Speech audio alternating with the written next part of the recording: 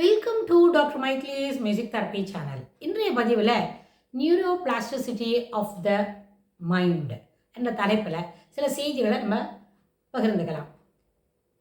Neuroplasticity of the mind இல்லை of the brain அப்படின்னு சொன்னால் நம்மளுடைய மூளை எப்படி புது புது கனெக்ஷனில் ஒரு செய்தியை பதிவு செய்துக்கிறது, எப்படி எந்த மாதிரி டெக்னிக்கலாக அது யூஸ் பண்ணுறது, எந்த விதமான நினைவுகளுக்கெல்லாம் அது நியூரோபிளாஸ்டிசிட்டி அப்படின்னா என்ன, புது கனெக்ஷன், அவ்வளோதான். அது எளிமையாக புரிஞ்சுக்கணும் அப்படின்னு சொன்னால் புது கனெக்ஷன். இப்போ நம்ம இத்தனை நாளாக வேலை செய்துக்கிட்டு இருக்கிறோம், நிறைய நேரத்தில் புதுசாக ஒரு விஷயங்களை கற்றுக்கிறோம் அப்படின்னு சொன்னால் அந்த புது கனெக்ஷனுக்கு என்ன மாதிரி நெட்வொர்க்கு அங்கே உள்ள வேலை செய்கிறது, அந்த நெட்வொர்க்கில் நம்ம ஏற்கனவே பேசியிருக்கிறோம்.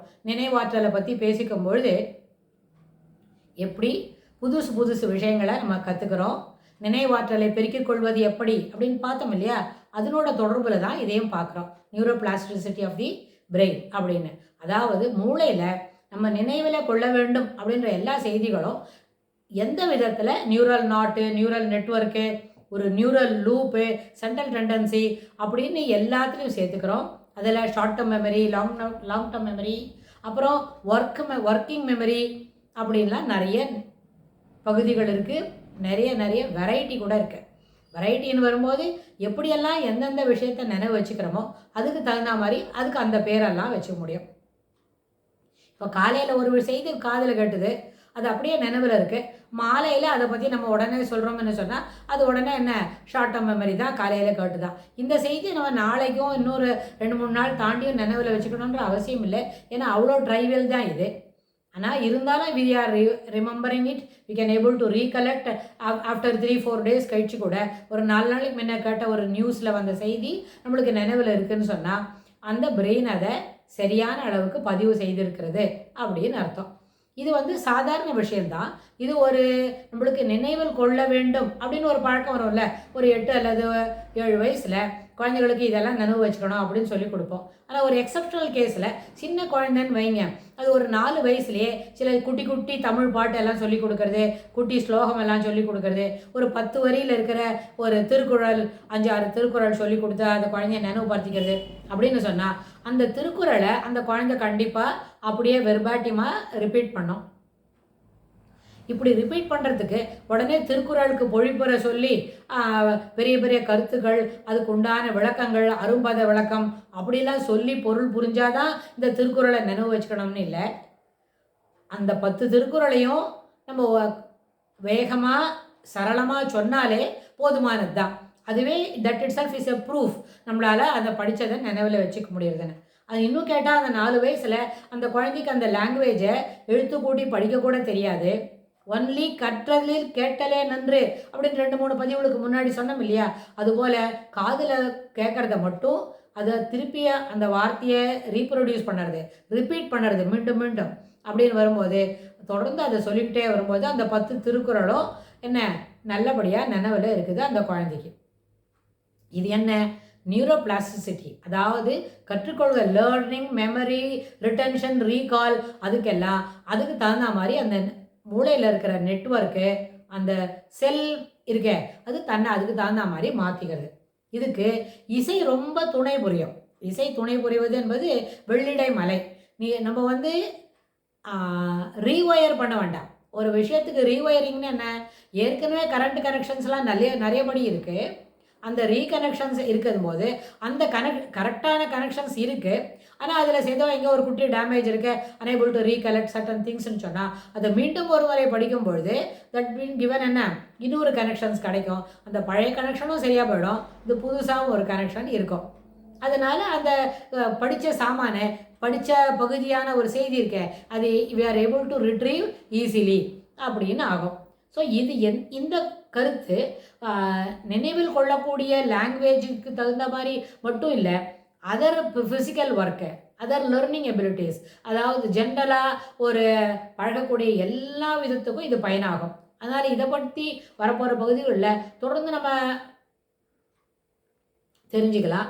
ஆனால் இந்த நினைவாற்றல் அப்படின்னு வரும்போது நினைவாற்றலை பகிர்ந்து கொள்வதற்கும் இந்த நியூரோபிளாஸ்டிசிட்டி இருக்கே, ability to store, ability to alter the sell function இல்லை, எபிலிட்டி டு ஸ்டோர் இருக்கிற இடத்துல கொஞ்சம் அட்ஜஸ்ட் பண்ணி அதை வைக்கிறதுன்னு சொன்னால் புது கனெக்ஷன்ஸ் கொடுக்கறது அப்படின்னு அர்த்தம். அந்த மாதிரி வரும்போது சில நேரத்தில் ஏதோ ஒரு டிஸ்டர்பன்ஸ் இருக்குது, சில முக்கியமான செய்திகளை நம்மளால் ரிட்ரீவ் பண்ண முடியல அப்படின்னா அதை மீண்டும் ஒரு தடவை படிக்கும் பொழுதோ மீண்டும் ஒரு தடவை நினைவில் கொள்ளும் பொழுது, இப்போ நம்மளுக்கு தெரியும் அது அந்த செய்தியை யார் நம்மளுக்கு சொல்லுவாங்க அப்படி தெரியலன்னு வைங்க, அப்போ யாராவது நம்மளுக்கு அதை பற்றி அவங்க வெளியில் ஓரலாக நம்மளோட பேசும்பொழுது அந்த செய்தி காதில் கேட்ட உடனேவே அதனுடைய தொடர்புடைய எல்லா செய்திகளும் நம்மளுக்கு இமீடியட்டாக ஒரு சின்ன ஒரு ஸ்லைட் ஷோ மாதிரி எல்லாமே நினைவில் வந்துடும்.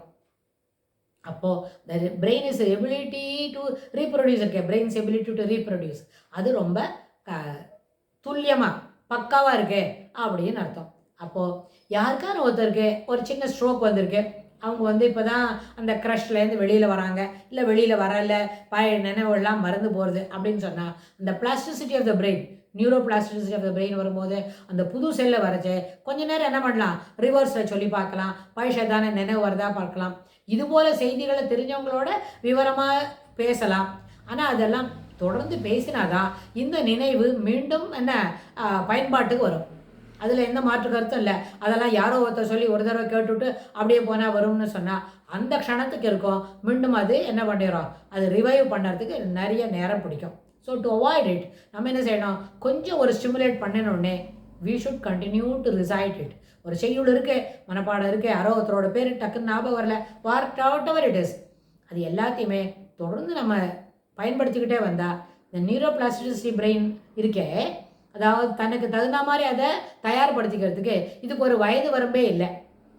ஒரு நம்ம சொன்னோம் இல்லையா, 4 வயசில் ஒரு குழந்தைக்கு பெரிய ஸ்லோகங்கள்லாம் சொல்லி கொடுத்து சில குட்டி குட்டியாக செய்தியெல்லாம் சொல்கிறோம் அப்படின்னு சொன்னால் அது நம்ம கடைசி மூச்சு வரைக்கும் ஒரு 85 வயசு வரைக்கும் கூட நம்ம என்ன பண்ணலாம், புதுசாக எதுவும் கற்றுக்க முடியும். Ability to learn and reproduce will be in good condition till the age of senility. வந்த பிறகு கூட லேட் அடல்ட்ஹுட் இல்லை, நம்ம பேசணும் இல்லையா, ஓல்டேஜ் வரும்போது ஓல்டேஜில் மிடில் ஓல்டேஜ், ஏர்லி ஓல்டேஜ்க்காக லேட்டர் பார்ட் ஆஃப் த ஓல்டேஜில் கூட we can able to learn new things. ஆனால் இதுக்கு அடிப்படையில் தேவை என்ன, ஊக்கம் மட்டும்தான். நம்ம வேலைகளை நம்மளே செய்யணும், ஆக்டிவாக இருக்கணும், புது புது விஷயங்களை நம்ம தெரிஞ்சிக்க முடியும். அதுக்காக தெரிஞ்சுட்டு ஒரு பப்ளிக் பர்ஃபார்மன்ஸ் தான் பண்ண போகிறோன்னு இல்லை.